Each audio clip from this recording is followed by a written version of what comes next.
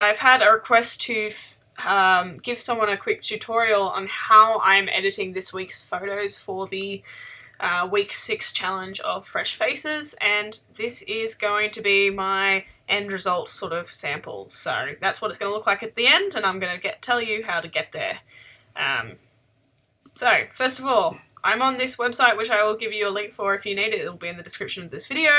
We're going to open our screenshot or our downloaded piece of thing from Fusio, wherever you have it.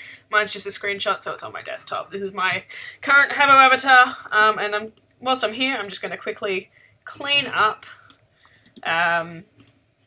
the bit so it's transparent. So the quickest way to do that is to get this magic wand tool.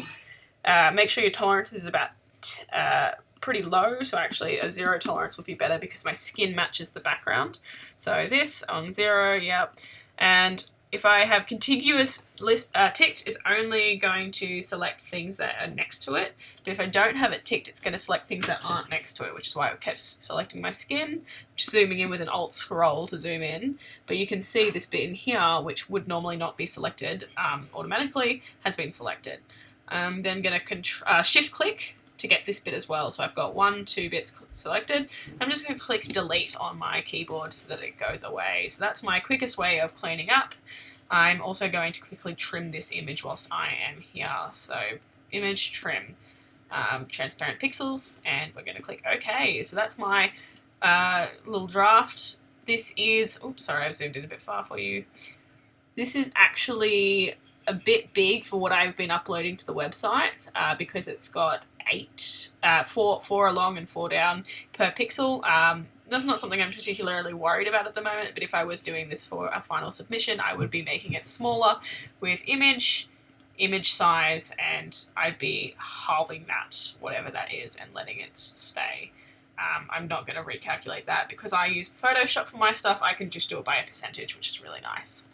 So we've made it really neat. That's awesome. Next, we're going to change our tolerance from our magic wand to something a bit higher. I like to set about 20 because it means you can get some more detail without being getting too much, I guess. And we're going to select all of our green parts. And in this instance, because I've used my default Habbo look, I'm just going to select all of the pink parts. Because I have contiguous unticked, it's going across all of the things if I got a colour that is close enough. So that's the pants, we'll do the wings. Making sure that there's nothing that's been missed as I go. Oh, it's on 0 still, no wonder it's taking so long.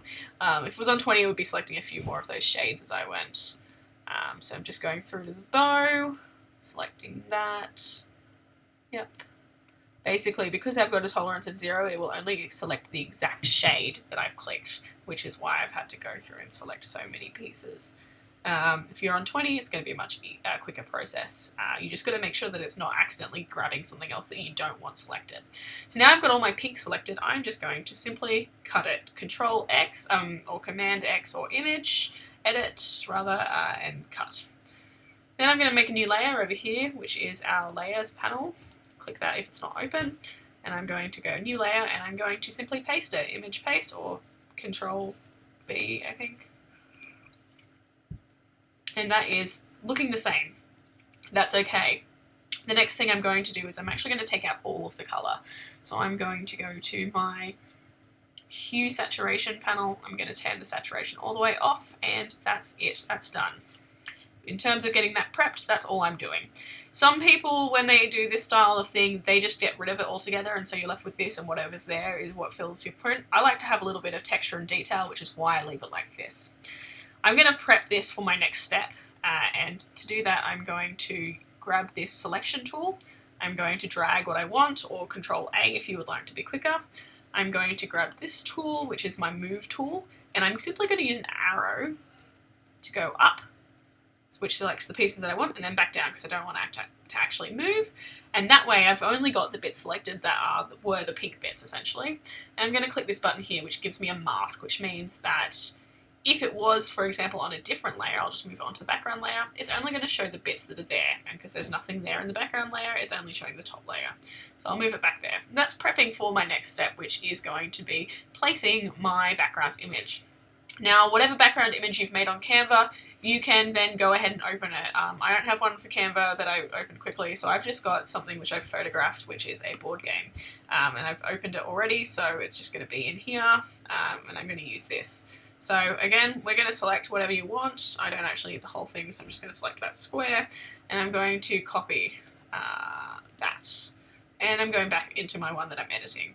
I'm going to zoom out, scroll out. If the scrolling doesn't work, there is this thing here, but I'm so used to alt scrolling that it works well for me in my process. I'm pasting that, and as you can see, this is huge, and that might be what you want. You might want to not have too much detail, and all I do is I place that underneath the previous layer and move my mask on top. It's still grey, and that's okay. So all we're going to do to fix that is we're going to select that top layer, which is our grey, previously pink layer. We're going to select from normal and change that to overlay, and that's going to give us a bit of detail. I'm going to zoom in just really quickly and show you what that actually is doing for my image. Aside from the fact that my image is a little blurry because of the way that I chose it, if you look in, you can see that there's some detail, some shading coming in here, little bit on the sides of the legs. The way that I've placed it isn't probably the best to showcase that. Let's look at the glasses. At the moment it's all really crisp, but then the moment I do, look, you get some shading over here and a little bit of shading in the bow. I'm going to move around that image so you can get a better look at where it's actually going as far as shading's going. So I'm going to leave that there so I can keep that as a thing that is constantly being shaded. I'm just going to lock it with this little lock button so it's not going to move when I'm moving the other one, because I'm just clicking and dragging. The other thing I'm going to do is I'm going to move my mask layer back up, because when it's or anywhere, to be honest. Let's unlock that, put the mask back. Because if I'm moving things and it's connected to a mask, the mask is also going to move, and we don't really want that. So I'm just going to lock this layer. And we've got this bit here. I can actually move that all the way under if I don't want it to be seen around the inside of it, so that doesn't really matter if it's below the main one either. So I'm just going to move this around, and I can see, now you can see a bit more of the shading in this bottom left corner of the pants based on where it is.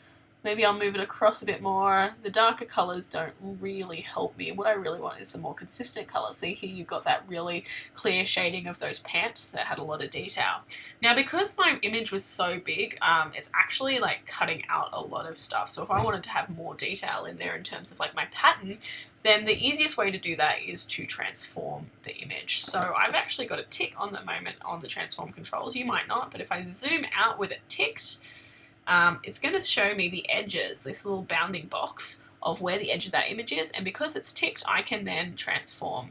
I'm just clicking the corner and making it smaller, essentially. That's all I'm doing here. The image I've chosen is really detailed, so like you're probably not going to get the best effect with this one. You probably want something a little bit less detailed than a photograph, which is why you guys are creating your own print, so that you guys can make those decisions of your own. I'm just using what I've got, so I didn't have to do a lot more work. In theory, I could have used the print that I actually used for my outfit, but I didn't really think about that until just now. You can, if you want, rotate your image, make it a bit different if you wanted to. Maybe it'd be nice to get some purple on that left leg. Maybe not, I don't know. Just playing around. If you leave me to do this, I will play around for you to an extent, but I will probably stop where I'm happy with it, and it might not be the best option because I've got other ones to edit, not just yours.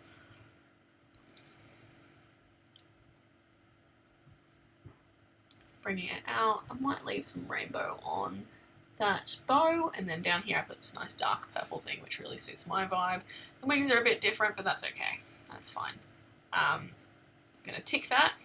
And then I'm just going to like go back here, I'm going to unlock this layer, and I'm going to move my mask back down to the one that I want it to be on. And if I zoom in, you can see that that is done. I'm just going to untick my transform, because I don't need to transform anything.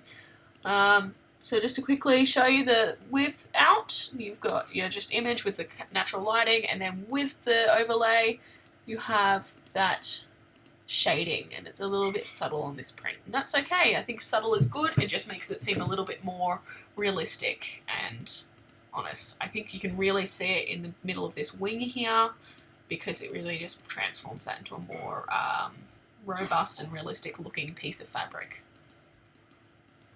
Anyway, that's how you do it. Enjoy. I hope you guys are enjoying this task.